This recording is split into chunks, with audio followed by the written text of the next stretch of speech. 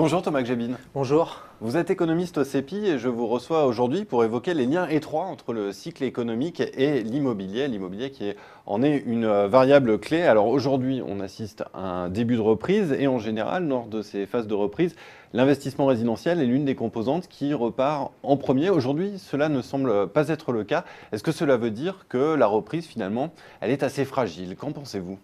Oui, je pense qu'en effet que c'est très inquiétant parce que ce qu'on observe depuis 2012, c'est une croissance cumulée du PIB français autour de 1,2 points. Et sur ces 1,2 points, on a eu une contribution négative de la construction de 0,6 points. Donc la construction est l'élément le plus négatif dans la croissance française aujourd'hui.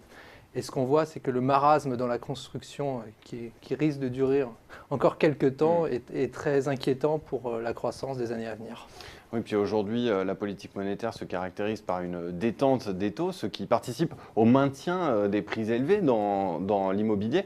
Est-ce que finalement, cette absence de correction des prix n'entretient pas quelque part le blocage du marché?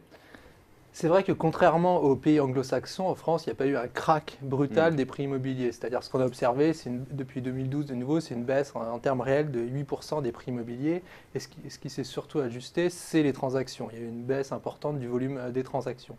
Mais là, on peut distinguer la France, par exemple, des États-Unis. Au contraire, là, il y a eu une baisse brutale après 2016 d'autour de 30%. Et ce qui est intéressant, c'est qu'on avait déjà observé la même chose dans les années 90, où dans les pays anglo-saxons, vous aviez eu une baisse importante des prix immobiliers, alors qu'en France, en 90, vous avez une baisse très importante du volume des transactions, et les prix vont au contraire baisser de façon continue et, entre 91 et 97, et par exemple à Paris, ce sera de plus de 40%. Donc aujourd'hui, si on estime que les prix immobiliers sont surévalués autour de 30%, si on prend par exemple un indicateur de prix sur loyer, on peut penser donc qu'il faut encore un ajustement assez important, et donc ça risque de pénaliser encore la croissance dans les années à venir.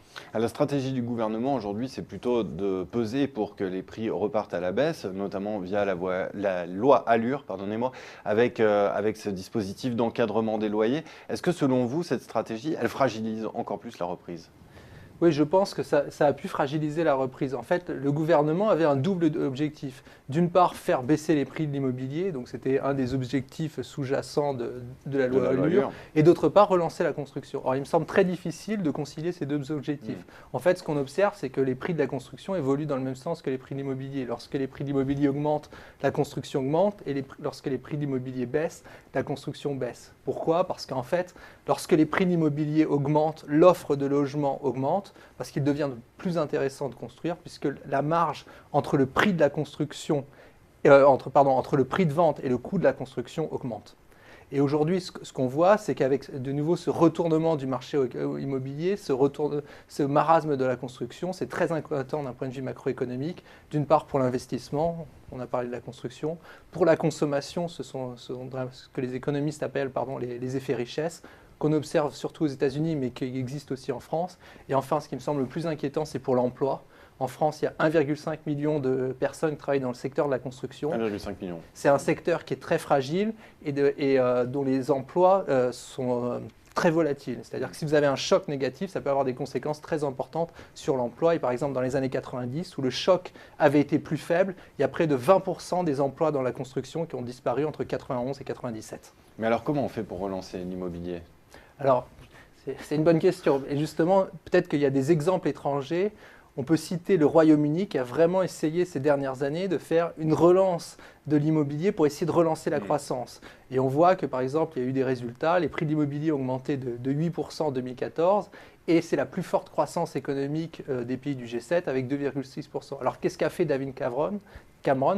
Il a vraiment placé au cœur de sa stratégie économique une relance de l'immobilier. Donc il y avait sa loi emblématique Help to Buy, aide à l'achat, en 2013, qui permettait aux ménages d'acheter un logement avec un apport de 5% seulement. C'est-à-dire que vous pouvez acheter un logement avec pratiquement rien, avec presque aucun apport. Et ce qui est intéressant, c'est que Margaret Thatcher, déjà dans les années 80, avait mené la même politique. C'est-à-dire entre 86 et 88, elle avait également essayé de booster la croissance de l'immobilier, du marché immobilier, pour essayer de booster la croissance.